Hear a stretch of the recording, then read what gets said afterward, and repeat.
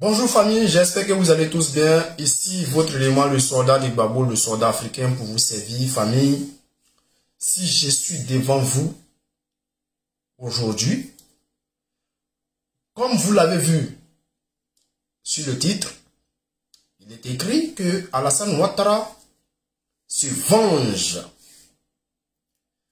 de ces Africains-là qui font partie de l'AES. Chers frères, Alassane Ouattara est devenu très dangereux pour l'Afrique.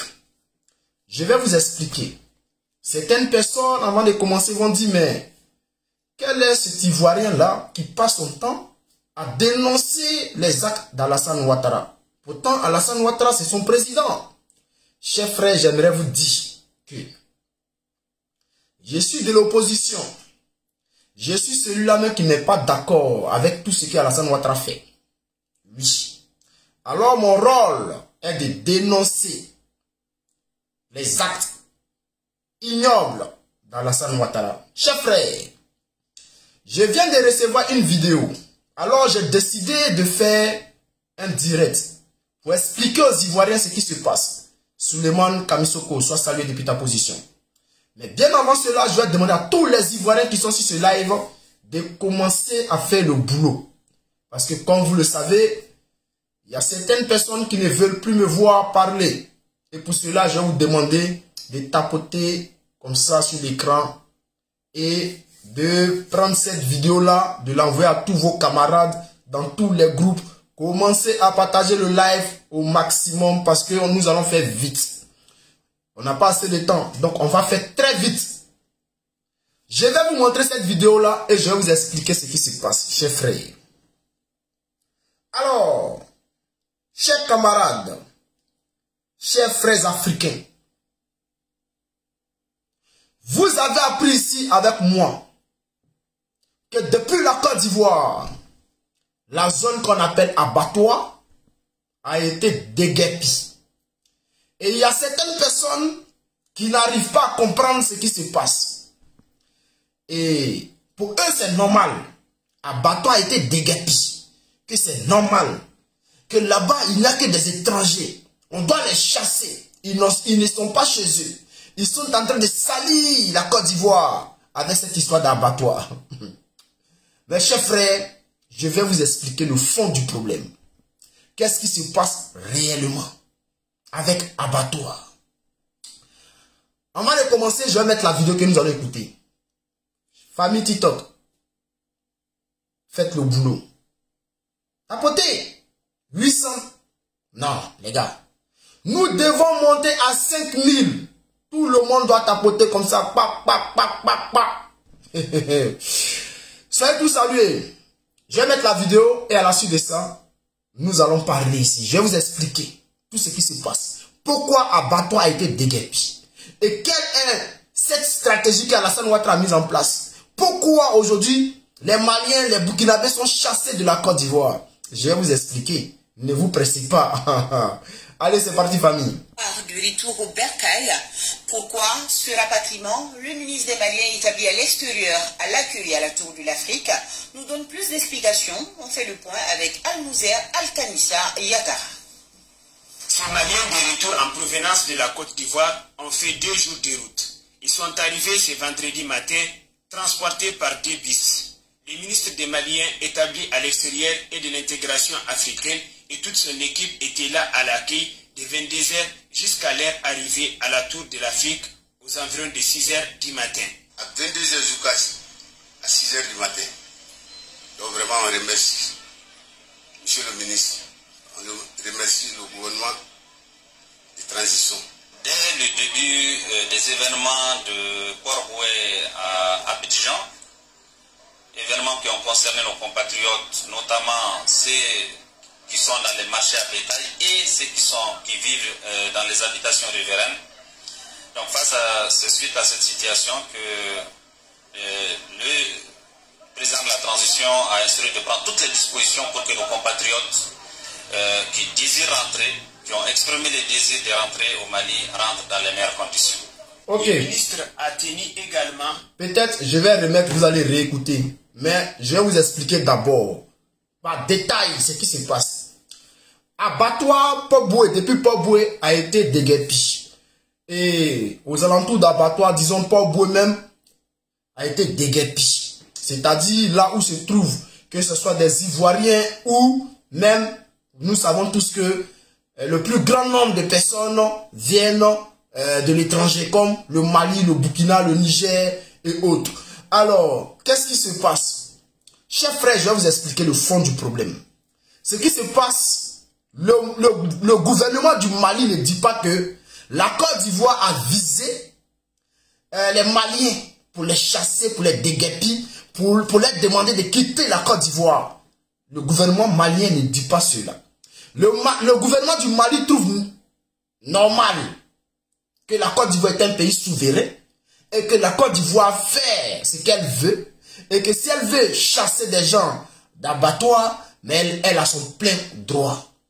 Mais c'est ce qu'on appelle la politique. Là, ici, les gens expliquent ça en politique. Donc, nous allons vous expliquer ça terre à terre, comme on le dit chez nous les Ivoiriens, ce qui se passe réellement. Il y a deux cas, chers frères, je ne vous sens pas. Il n'y a même pas de partage. Il n'y a pas de partage. Il y a un moment qui s'appelle Yaya. Comme tu ne veux pas écouter ce que j'ai à dire, je vais te bannir de mon live. Parce que ici, là, ce n'est pas moi qui parle. Ici, c'est dans cette vidéo-là que tout est expliqué. Et moi, maintenant, je vais décortiquer la vidéo. Mais je vais devoir te bannir de mon live puisque tu n'arrives pas à ouvrir ton cerveau et que tu réfléchis par tes narines, donc je te bannis. Alors, chers frères, partagez le live. Mettez les cœurs, les pouces bleus, poussez les bleus. Voilà, donc, qu'est-ce qui se passe? Il y a eu deux cas en provenance de la Côte d'Ivoire qui étaient remplis de Maliens. Ces cas-là sont rentrés au Mali. Le gouvernement malien a décidé d'aller chercher ses ressortissants qui dormaient sous des bâches parce que ils ont été déguerpis. Depuis la Côte d'Ivoire, les maisons, ils ont vu leurs maisons être cassées et le gouvernement de Côte d'Ivoire décide de récupérer abattoir. Mais en réalité, qu'est-ce qui se passe avec cette histoire d'abattoir? Il y a quelques jours, il y a quelques mois de cela en arrière, le gouvernement de Côte d'Ivoire nous a dit qu'il avait déboursé plus de 18 milliards, si je ne me trompe pas, si quelqu'un a les chiffres exacts, la personne peut me donner ces chiffres-là. Mais ce que je sais, ce que j'ai appris, c'était 18 milliards que la Côte d'Ivoire avait déguerpi, déboursé pour arranger abattoir. Alors, ce qu'il faut savoir, c'est que ceux qui sont abattoirs, ceux qu'on appelle les étrangers, qui sont abattoirs en Côte d'Ivoire, qui travaillent dans ce lieu-là, payent des impôts, payent des quotas, payent des taxes à l'État de Côte d'Ivoire. Ils ne sont pas là-bas gratuitement.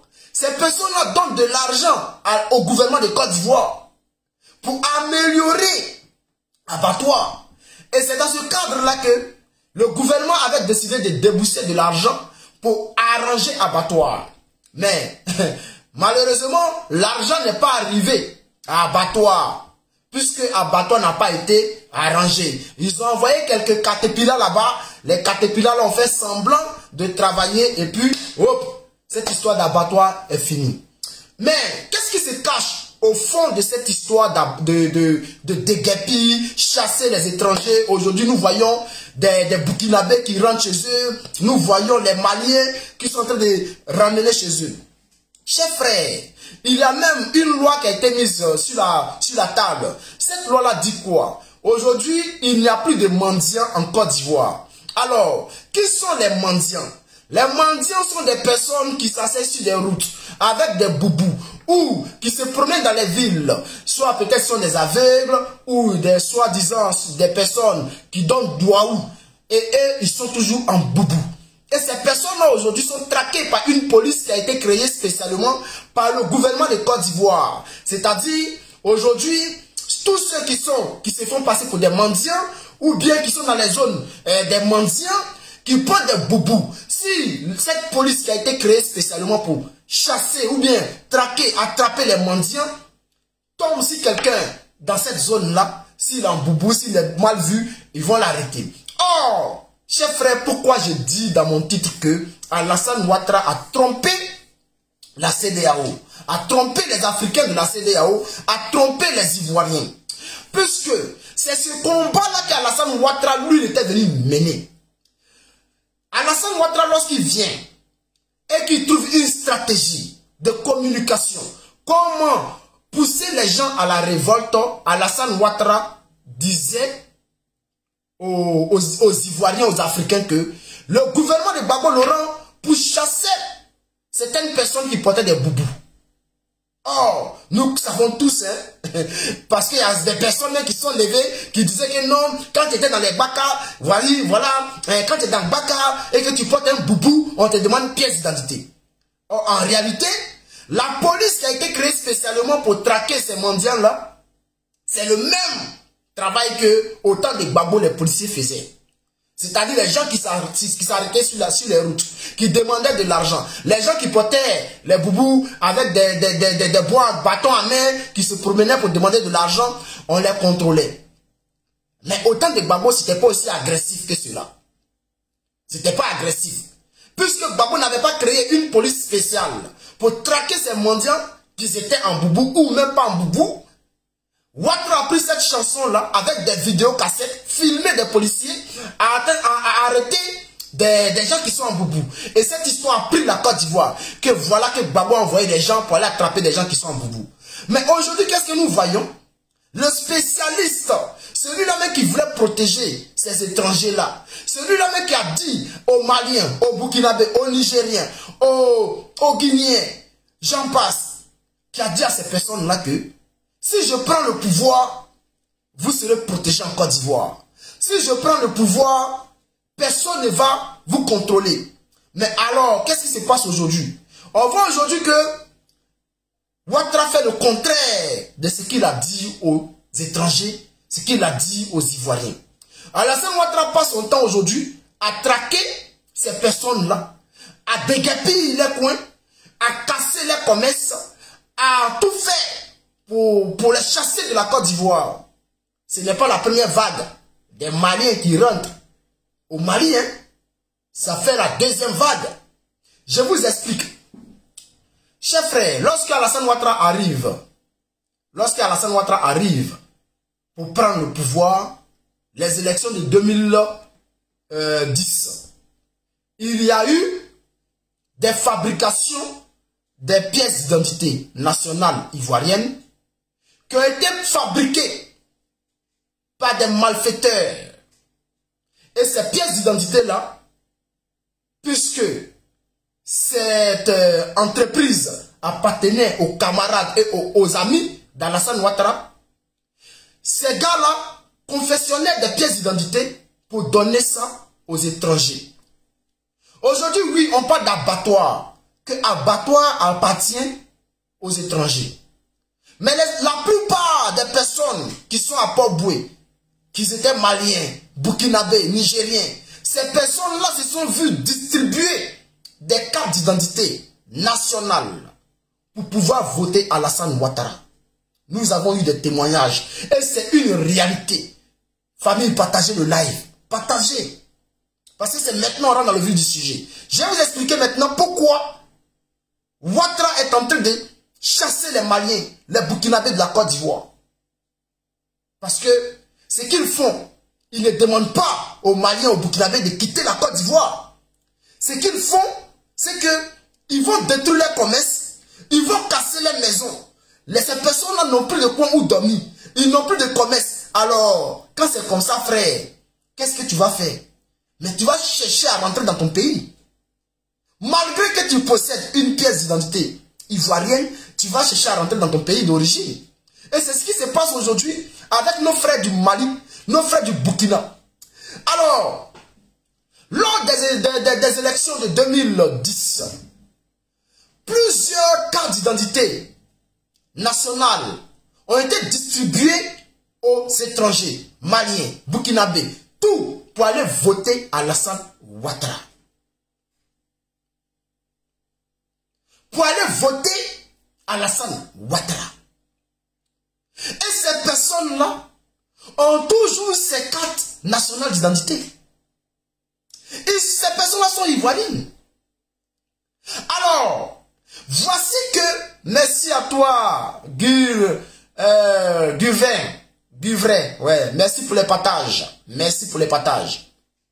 Alors, chers frères, voici que aujourd'hui, mais ces étrangers-là sont révoltés. Les Ivoiriens sont révoltés. Ces personnes ont décidé de soutenir une autre personne à la place d'Alassane Ouattara. Ces personnes ont commencé à murmurer dans les grains. Ces personnes ont commencé à murmurer dans les mosquées. Ces personnes ont commencé à parler. Le monsieur qu'on a voté hier, qui nous avait promis de nous protéger, nous a laissé. Merci à toi, Françoise Aoto. Cette personne-là nous a abandonnés. Alors, chers frères, qu'est-ce qui se passe? Mais c'est la traque au cadre d'identité nationale ivoirienne. Ouattara est en train de faire la chasse pour chasser ces personnes-là, pour que ces personnes-là puissent rentrer dans leur pays d'origine, puisque les élections approchent. Les Maliens ont décidé de voter Gbagbo Laurent. Ce n'est pas Gbagbo Laurent qui a donné ces cartes d'identité-là aux Maliens, aux Burkinabés, aux Nigériens, aux Guinéens. C'est Alassane qui a donné ces cartes-là. C'est Alassane qui a donné ces cartes-là. Puisque même, nous avons vu cela lors des municipales en Côte d'Ivoire. Il y a des vidéos avec moi ici où des personnes ont filmé des gens en train de distribuer des cartes d'électeurs. Ils avaient les cartes là en centaines et distribuaient ça aux gens. Ils partaient dans les zones et distribuaient les cartes aux personnes pour aller voter. Ces personnes étaient payées à hauteur de 5 000, à hauteur de 10 000 pour aller voter. Mais aujourd'hui, la situation a changé. Les Ivoiriens ont décidé de ne plus se laisser faire. Ainsi que nos frères de la CEDEAO, disons nos frères de l'AES, qui ont décidé aujourd'hui de ne plus faire le palabre d'Alassane Ouattara. On commence à les chasser. On commence à les chasser. On commence à déguerpir les maisons. Ils ne sont pas seuls. Il y a aussi des Ivoiriens qui ont vu les maisons être cassées et tout. Mais chers frères, on va se dire la vérité. Ces Ivoiriens-là dorment où aujourd'hui? Ces Ivoiriens-là dorment dans les rues. Mais Alassane Ouattara s'en fout. Mais qu'est-ce qui se passe? Voici le live qui est encore bloqué. Le live TikTok. C'est pour ça que les gens de TikTok, je vous dis toujours, quand je suis en direct là, mettez assez de cœur.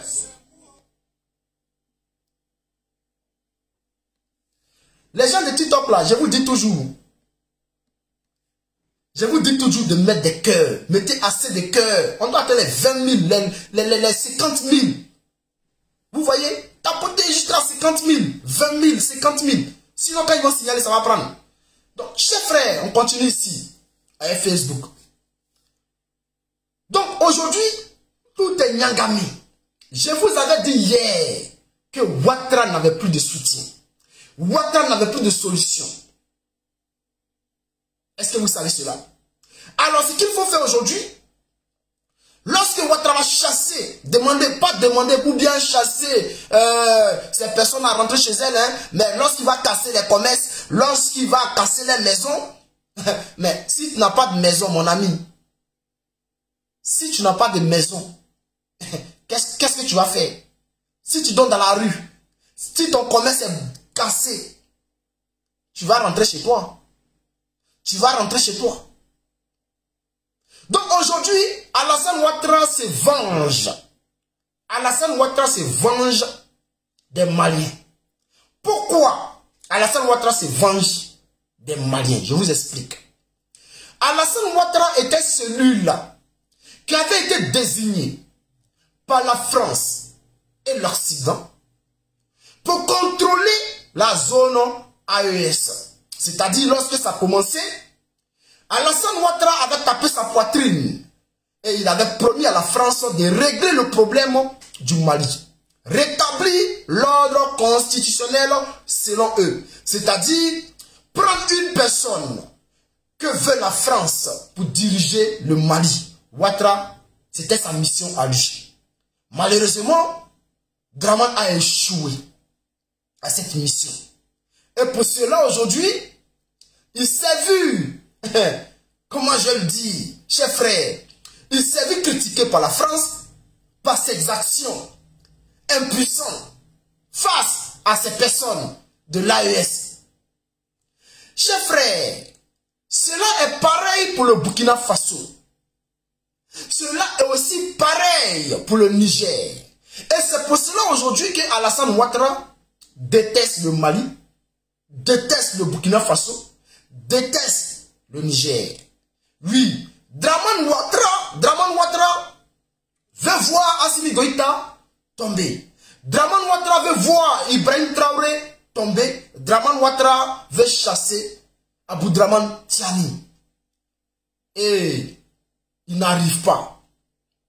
Ce n'est pas moi qui le dis, mais le Mali le dit. Le Burkina le dit.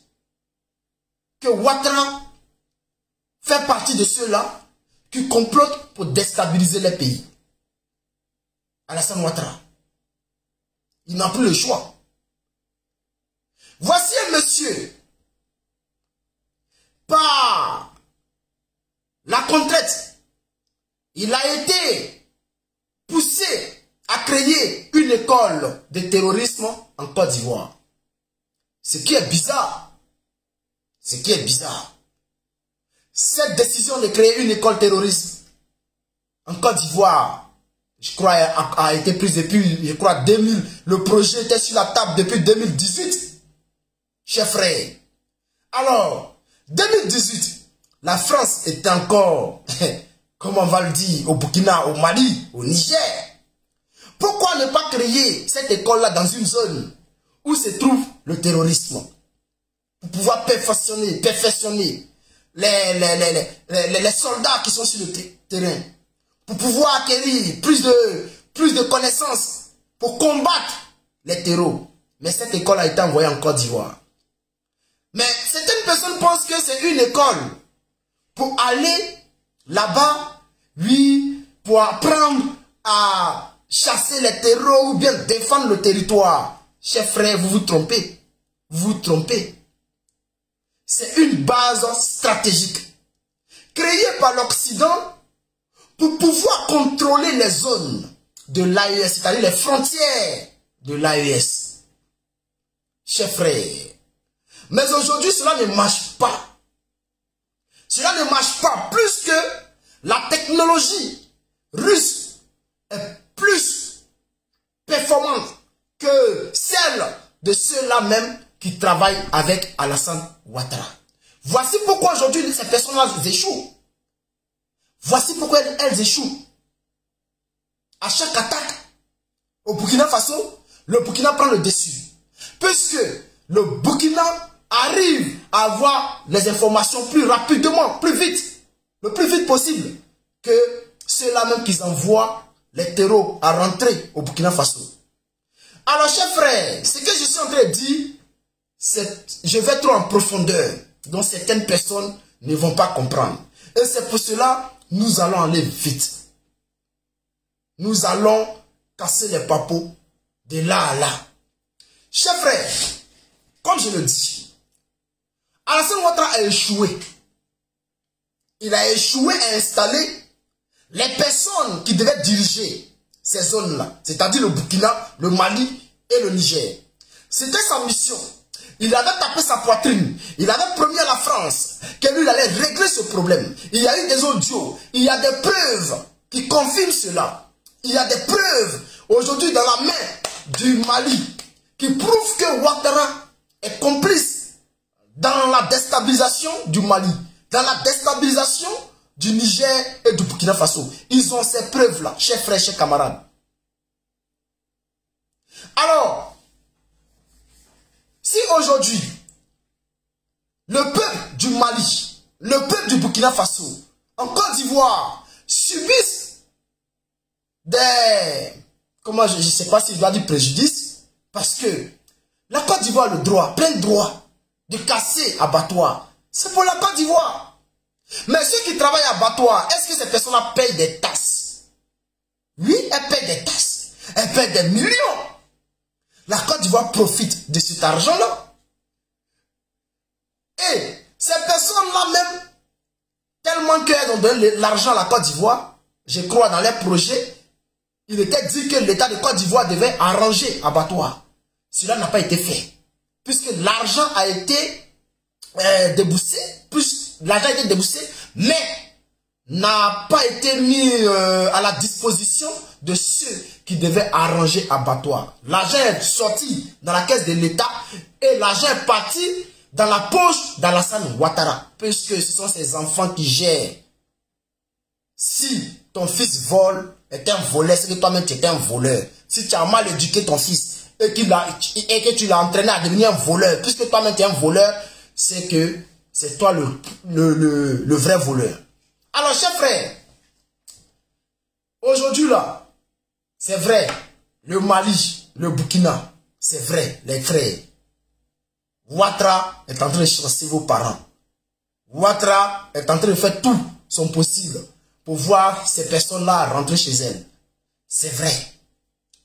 Mais, comprenez aussi que lorsque vous allez arriver chez vous, vous ne serez pas seul.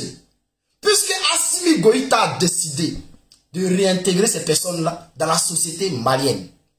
Assimi Goïta a décidé de prendre ces personnes en charge. Les personnes qui sont vues jeter dehors en Côte d'Ivoire.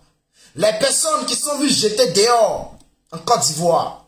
Ces personnes-là qui sont rentrées aujourd'hui au Mali, Assimi Goïta a décidé de prendre en charge ces personnes-là. Elles vont être... Parce que ce sont des personnes, la plupart sont nées en Côte d'Ivoire. La plupart sont allés en Côte d'Ivoire pour faire du business. Et aujourd'hui, c'est gâté. Mais le Mali n'abandonne pas ses enfants. Et c'est ce que la Côte d'Ivoire devrait faire. Ne pas abandonner les Ivoiriens. Lorsqu'on casse des maisons et qu'on demande aux Ivoiriens d'aller au village, de rentrer au village.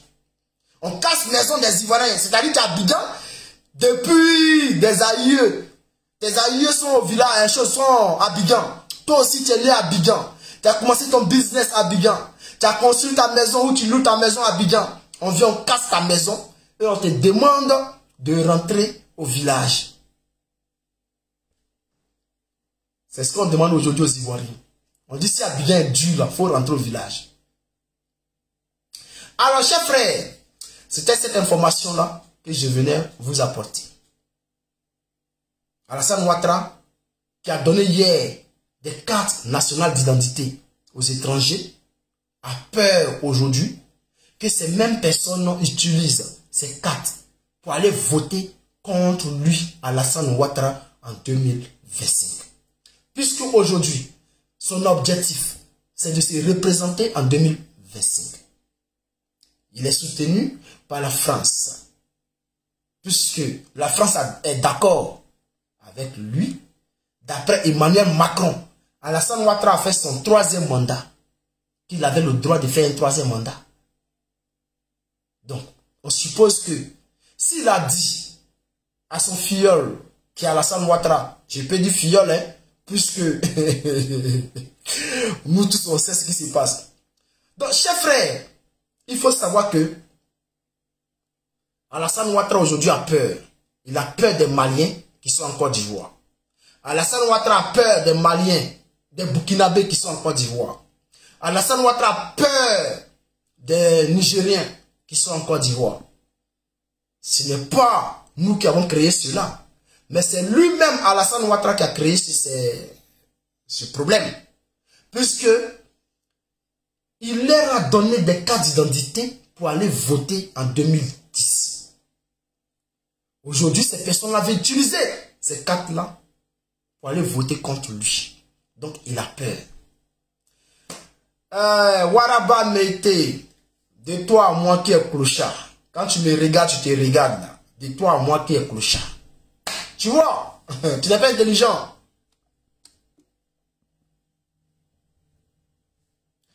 Donc, chers frères, je vais devoir vous laisser passer une bonne journée. Que Dieu vous garde, que Dieu vous protège. C'était cette petite information que je suis venu vous apporter. Ne vous pressez pas. D'ici demain, je reviens à la charge. Puisque d'ici demain, lundi, les activités vont reprendre. Et je serai obligé de venir avec des dossiers concernant la Côte d'Ivoire pour pouvoir casser les vrais papos sur 2025. Parce que la bataille a commencé. Merci à toi Didi, Saluka. La bataille a commencé. Et dans cette bataille-là, chers frères, chers camarades, l'ennemi a déjà, c'est-à-dire, par là même n'a pas encore commencé même. On dit bataille, ouais, on annonce la bataille. Mais ça n'a pas encore commencé. Alassane Ouattara a déjà un genou à terre. il a déjà un genou à terre. Gbagbo plus déterminé que jamais. Laurent Gbagbo plus déterminé que jamais. Est prêt. Le pouvoir là va changer. En 2025. Si tu veux, tu crois. Si tu veux, ne crois pas. Chers frères, ce que je vous dis là, c'est que le pouvoir en Côte d'Ivoire, de la manière qu'au Sénégal, ça a changé. De la manière qu'au Mali, ça a changé. Au Niger, ça a changé. Au Burkina, ça a changé. En Côte d'Ivoire, ça va changer. Ce que je vous dis là, ça va changer. En 2025, là, ça va changer. Ouattara ne sera plus au pouvoir. Il faut que cela reste gravé dans vos mémoires. Il faut que cela reste gravé dans vos mémoires. Pour ceux qui veulent abandonner, c'est le moment de se réveiller. N'abandonnez pas, chers frères. Tout ce que je dis là, je n'ai rien inventé. C'est déjà écrit. Donc, chers frères, apprêtez-vous. Parce que ce qui arrive là, ça sera de la joie. Et Désé, Guano, soit salué depuis l'Haïti. Donc, chers frères, comme je le dis et je le répète, la victoire approche en 2025. Nous ne sommes pas seuls. Nous ne sommes pas seuls. Il y a des soutiens qui sont là. Il y a des soutiens qui sont là. Dans les jours à venir, nous allons vous annoncer, nous allons vous donner plus de détails. Nous allons vous expliquer. Parce que on nous a demandé de vous expliquer. Chers frères, on nous a demandé de vous expliquer ce qui va se passer. Il y a certaines personnes qui disent souvent, non, il ne faut pas dire les secrets. Ce n'est pas une question de secret, chers frères. Même le RHDP est déjà au courant de ce qui va se passer. C'est-à-dire les adversaires. Ils sont déjà au courant de ce qui va se passer. Donc vous, le peuple, on doit vous expliquer, pour vous galvaniser. Pour que chacun puisse s'apprêter pour cette grande victoire de la Côte d'Ivoire. Nous allons rejoindre le Mali, le Burkina, le Niger, le Sénégal. Donc, apprêtez-vous pour cette victoire-là. Dieu ne peut jamais abandonner la Côte d'Ivoire. Dieu nous a montré qui était contre nous. Dieu nous a montré qui était prêt pour nous trahir. Dieu nous a donné les noms de ceux qui allaient nous trahir. Et ces personnes-là nous ont trahis. Dieu aujourd'hui, chers frères, chers camarades, est en train de relever la Côte d'Ivoire. Et Dieu, aujourd'hui, a posé sa main sur chacun d'entre nous les Ivoiriens pour nous dire que, chers frères, vous allez savourer cette victoire-là à mon nom. C'est ainsi que Dramane Ouattara, qui en 2010 a enterré plusieurs bœufs, qui en 2020, face à Kakabe, qui a enterré plusieurs bœufs, chers frères, verra son rêve brisé en 2025. Ouattara, qui aujourd'hui, qui est abandonné par les marabouts maliens. Ouattara, qui est abandonné par les dozos burkinabés, par les féticheurs burkinabés, par les féticheurs ivoiriens. Chers frères, Ouattara se verra perdre le pouvoir en 2025. Oui. Parce que ce combat-là sera spirituel. Certaines personnes pensent que cette fois-ci-là, ça sera une histoire de guerre où les gens vont tirer en désordre. Non, chers frères, ce qui arrive là, c'est spirituel. puisque c'est deux forces qui vont se croiser. Celui-là qui va venir avec ceux de l'Occident, qui eux marchent par le sang. De notre côté, on n'a pas dit que vous avez vu David et Goliath. Hein? Quand Caillou tape, là, il y a sang qui coule aussi. Hein? Donc on ne peut pas dire qu'on ne viendra pas. Mais il faut savoir que ça ne sera pas David contre Goliath. Ça sera peut-être Goliath contre Goliath. Mais ce qu'il faut savoir, c'est que le Goliath d'Alassane Ouattara est devenu trop faible face à ce qui arrive. Ils ne pourront pas supporter ce qui arrive. Chers frères, nous allons savourer cette victoire-là. Oui. Et ceux qui sont derrière Alassane Ouattara, la peur dans les cœurs, parce qu'ils vont tout perdre en Côte d'Ivoire. Le live TikTok encore a été bloqué. Et ici, il n'y a pas fait de vivre Alassane Ouattara, hein, cher mon ami. Si tu veux faire vivre Alassane Ouattara, tu vas sur ton live, toi-même, tu crées ton direct. Non, TikTok là, c'est pas la peine. Il y a un papo que je voulais casser. Hein. Il y a un papo que j'ai voulu casser. En même temps, ils ont bloqué le live TikTok. Donc, chers frères, ce qu'il faut savoir, c'est que en 2025, Gbagbo revient en force.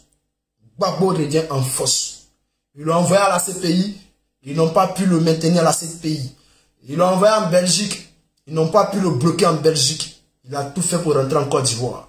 Il est arrivé en Côte d'Ivoire. Ils ont voulu l'empêcher de faire la politique. Ils n'ont pas pu l'empêcher de faire la politique. Aujourd'hui, il est candidat aux élections de 2025. Son objectif, c'est être président en 2025. Et conduire ce peuple de Côte d'Ivoire, ce peuple de Dieu, à la victoire finale. Cette victoire finale n'est pas une victoire au hasard, puisque tout a été déjà tracé. Ce qui s'est passé et ce qui s'est passé, c'est que Dieu a permis cela pour nous montrer nos ennemis, pour nous montrer aux Ivoiriens ceux-là même qui étaient contre la Côte d'Ivoire. Aujourd'hui là, on sait qui est contre la Côte d'Ivoire. Tous les traîtres, on a le nom de tous ces traîtres-là qui ont trahi la Côte d'Ivoire. Chers frères, ensemble,